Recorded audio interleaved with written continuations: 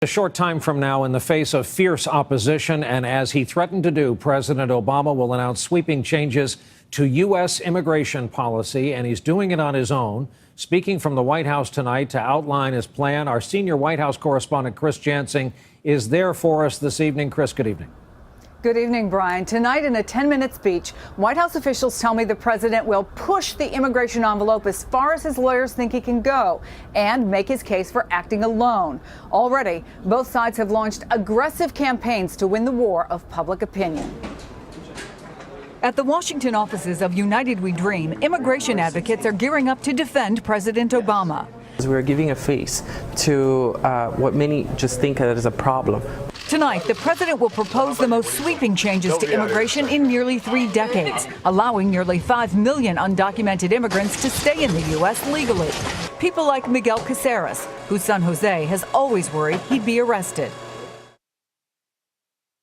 It was an awful feeling to know that my parents, the only thing that they're doing is working to provide for their kids, to provide food, to pay for their rent. Under the president's plan, the Cacereses could apply to stay here. They've been in the U.S. the minimum 5 years and have a child who's a citizen. They'll qualify to get a Social Security number and be able to work, but are not eligible for Social Security benefits or Obamacare. More dreamers are eligible too, undocumented immigrants who have grown up in this country. And in a change, it doesn't matter how old they are, as long as they came here before 2010.